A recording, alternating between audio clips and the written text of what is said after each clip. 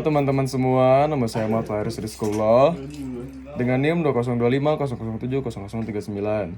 Saya dari kelas akuntansi AK25E dengan prodi akuntansi. Di sini saya akan memaparkan apa itu manajemen SDM atau manajemen sumber daya manusia. Mengelola SDM adalah hal yang penting bagi seorang pemimpin. Saat ini sumber daya manusia sudah dianggap sebagai modal manusia. Untuk itu, ada baiknya kita mengetahui sejarah perkembangan SDM. Sejarah SDM dimulai dari sebelum masa revolusi industri. Generasi pertama sampai dengan 1940-an yang dikenal dengan manajemen pra-personalia. Pada saat itu, pekerja hanya dianggap sebagai faktor produksi atau sebagai mesin.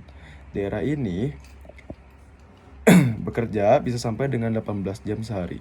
Pada masa itu, pengelolaan SDM masih sangat buruk. Pengelolaan pekerja yang menguras tenaga menyulut timbulnya kerusuhan guru di mana-mana, sehingga pemerintah Amerika akhirnya mengambil keputusan langkah untuk memfasilitasi pemediaan hak dan perlindungan bagi pekerja. Generasi kedua 1945 sampai 1960-an mulai munculnya serikat pekerjaan dan adanya analisis jabatan dan deskripsi pekerjaan. Pengelolaan SDM yang lebih baik muncul karena adanya kewajiban untuk taat pada peraturan yang ditetapkan pemerintah. Kewajiban ini memaksa pemilik perusahaan untuk membentuk mekanisme resmi guna memperbaiki persoalan pekerja. Generasi ketiga 1965 sampai 1970-an, SDM dianggap sebagai subjek atau pelaku. Di masa ini, pengelolaan sumber daya manusia yang baik mulai dianggap penting, memberikan motivasi pada pekerja, mempelajari perilaku pekerja juga dianggap penting. Generasi keempat, 1975 sampai 1999, SDM dianggap sebagai modal manusia.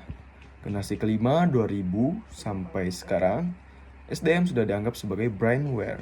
Pengertian dari manajemen sumber daya manusia adalah bidang manajemen yang membahas bagaimana suatu organisasi mengelola orang-orang yang bekerja di dalamnya agar tujuan organisasi dan tujuan individu dapat tercapai secara efektif dan efisien.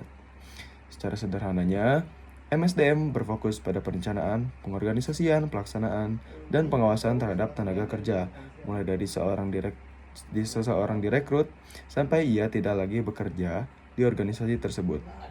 Menurut para ahli, yang pertama ada Hasibuan, MSDM adalah ilmu dan seni mengatur hubungan serta peranan tenaga kerja agar efektif dan efisien dalam membantu terwujudnya tujuan perusahaan, karyawan, dan masyarakat.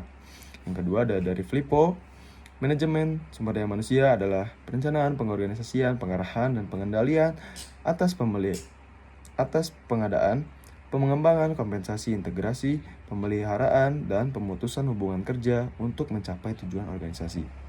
Tujuan dari MSDM yaitu meningkatkan kinerja karyawan, memastikan organisasi memiliki tenaga kerja yang kompeten, menciptakan hubungan kerja yang harmonis, meningkatkan kesejahteraan dan kepuasan kerja karyawan.